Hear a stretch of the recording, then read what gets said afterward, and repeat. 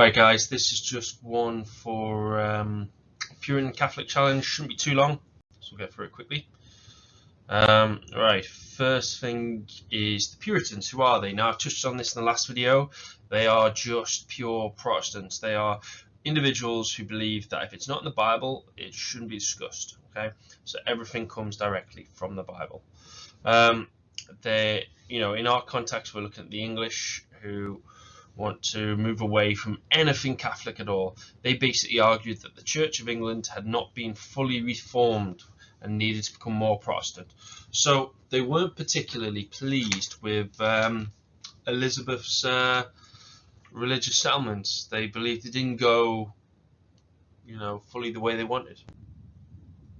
Right, so how far did they go? Well, they believed that Elizabeth's reforms would eventually lead to further development. But Elizabeth, her issue in religion, she believed she'd done it. She believed this middle way, this religious settlement, had sorted everything that needed to be sorted.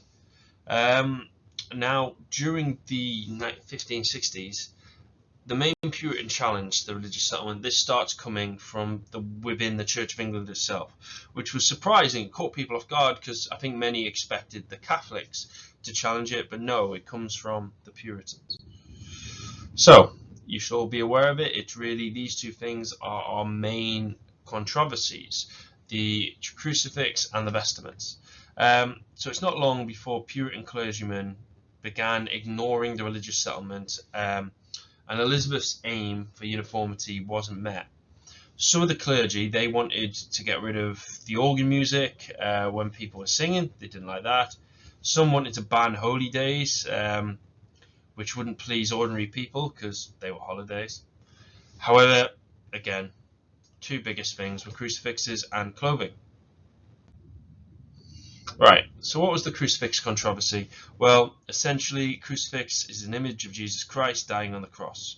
The cross is the symbol of the Christian religion, so this was always used throughout Christianity. Now, Puritans believed that crucifixes are idols, and one of the commandments is thou shalt not worship false idols, and false idols, that is. And the Puritans were heavily against this. Elizabeth quite liked them though, and believed keeping them in the churches kept a familiar feel, and she didn't want to anger the Catholics too much, so she demanded that each church should display these crucifixes. Well, Puritan bishops basically threatened to resign. They really kick off. This is a big no-no for them. They hated this idea of this idol being in the church. So they believed that you would be worshipping an image rather than the actual Jesus Christ. This was their issue. Elizabeth had to back down. She knew that she needed to keep these Protestant bishops on side, but she did insist on the crucifix being at the royal chapel. So she submits to the complaints of the Puritans in this one, which is quite important. Right, the vestments. So Puritans believed priests shouldn't have special clothing at all. Basically, they believed priests should be plain and simple. These flashy garments, we know from the Catholic religion that the idea of colourful, flashy garments was to show your, dedication to God. But Puritans were really against this. Catholics believe it's special. However, Puritans think no, it doesn't. Essentially, the reason Catholics like these garments is because they think the priests are special and they deserve this kind of symbol of their specialness, I guess. So Elizabeth, she basically wants the clergy to wear special vestments as set out in the royal injunctions, of how it was enforced. However, it was clear that not all the clergy were doing this, as Puritans didn't want these colourful vestments.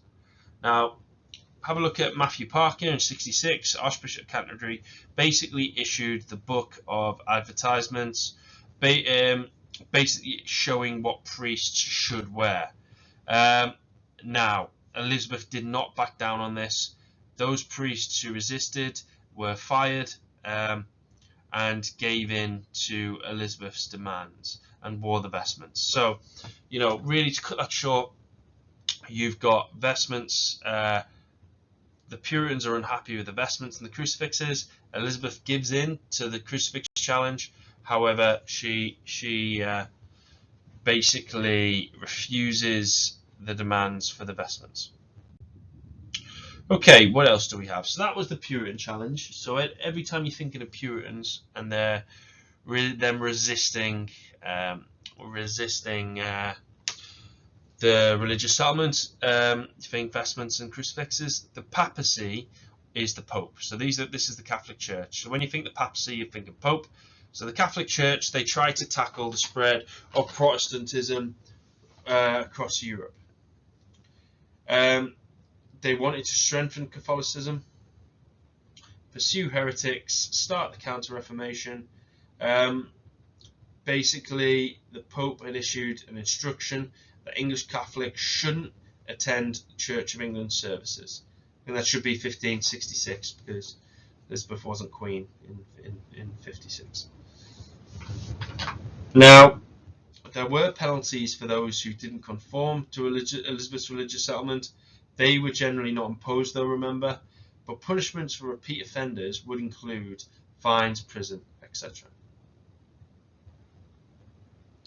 And the authorities were told not to investigate recusants too closely, as I discussed last time, because Elizabeth didn't want to create martyrs from this. She didn't want to create this movement for the Catholic faith.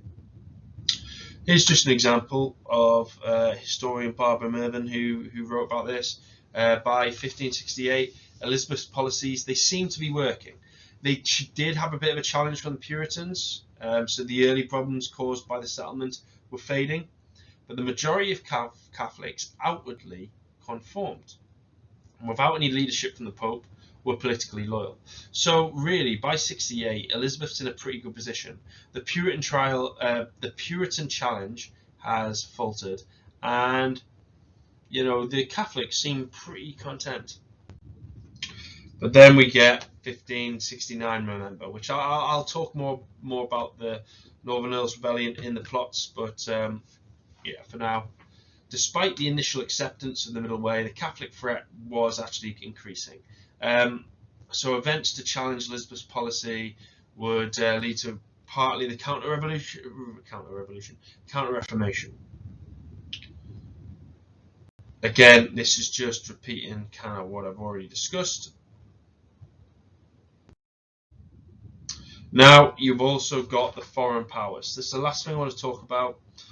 Scotland and France and Spain are all Catholic, but issues with religion is really escalated in the Netherlands. Remember, Netherlands owned by Catholic Spain, but want to become free and with a growing Protestant population. However, again, Europe is really dominated by these powers. So that's what I'm going to leave you with today. Just make sure you know a few things about the Puritan Catholic challenge. I will talk more about the plots. The Catholic challenge really comes to fruition with the Northern Earls Revolt in 1569. All right, we'll pick up there next time.